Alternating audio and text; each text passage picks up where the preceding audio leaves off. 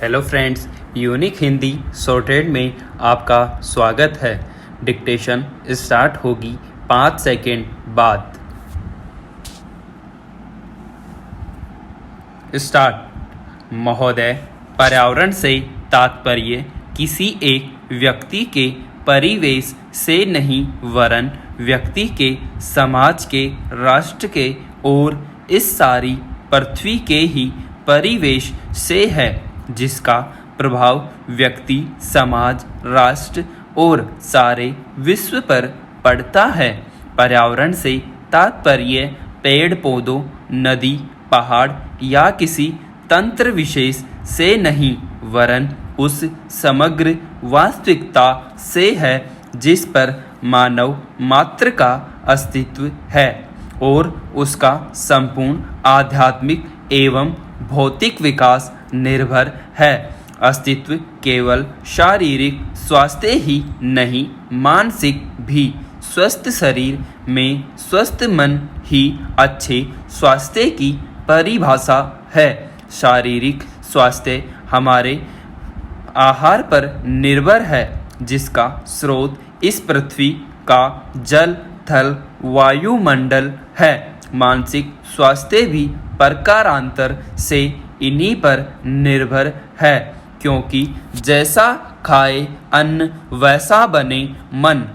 स्वस्थ जीवन पर सबसे अधिक प्रभाव हमारे चिंतन का, हमारी परंपराओं का और उन सब परिस्थितियों का पड़ता है जो हमारे ऊपर आरोपित हैं या की गई हैं या की जा रही हैं।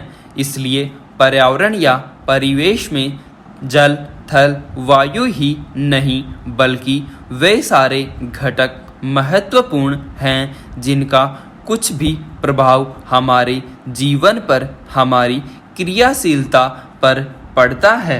जैसे हमारे विचार, हमारे आचरण और हमारी परंपराएं एवं संस्कृति आदि। सदा से मानव की आकांक्षा उन्नति और विकास की रही है। जगत का अर्थ ही है गतिमान और गति दोनों और संभव है। उन्नति की ओर भी और अवनति की ओर भी।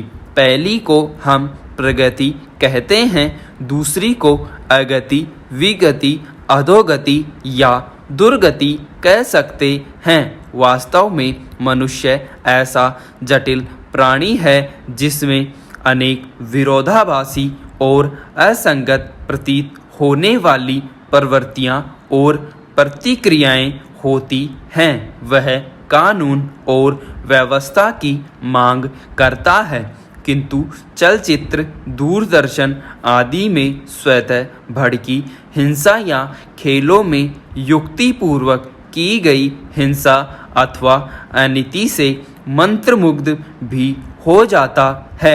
मनुष्य अपनी ही जाति या वर्ग के व्यक्तियों के प्रति प्राय बहुत अधिक प्रतिद्वंदी होता है, किंतु कोई बाहरी खतरा उपस्थित होने पर उनके प्रति हद से ज़्यादा सहयोगी बन जाता है। वह सड़कों पर या युद्धों में सामूहिक विनाश के प्रति उदासीन रहता है, किंतु किसी खान में फंसे हुए एक व्यक्ति या किसी कुएं में गिरे हुए एक बालक की रक्षा करने के लिए ढेरों साधन जुटा लेता है।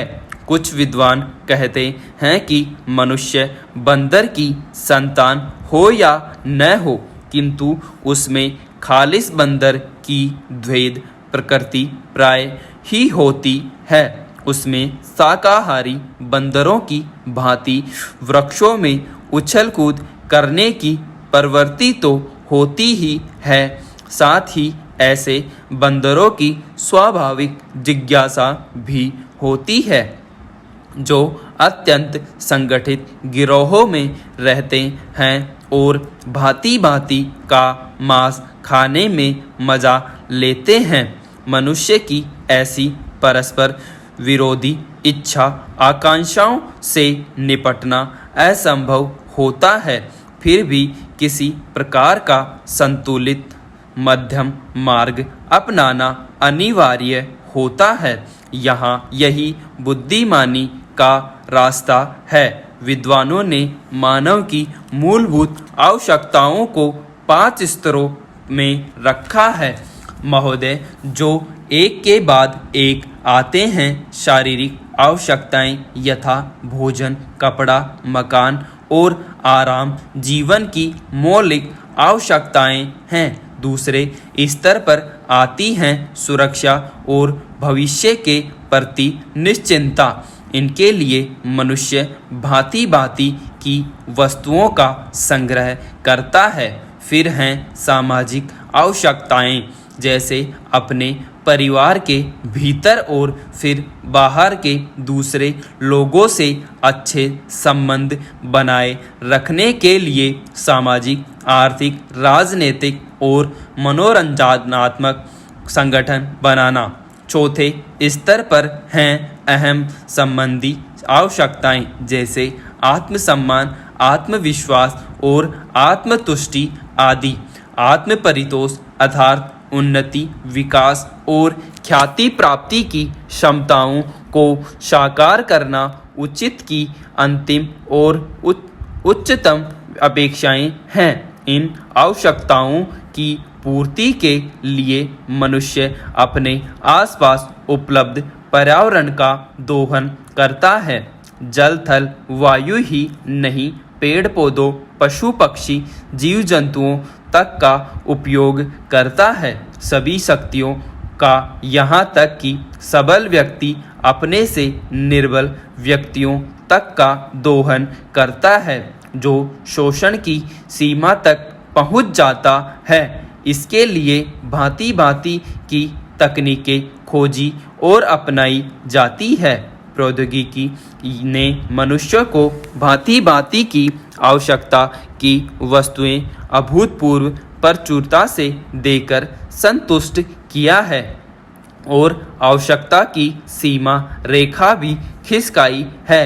विलासिता और सजावट की ऐसी सामग्री भी दी है जो अब बहुत कुछ आवश्यकताओं में गिनी जाने लगी है।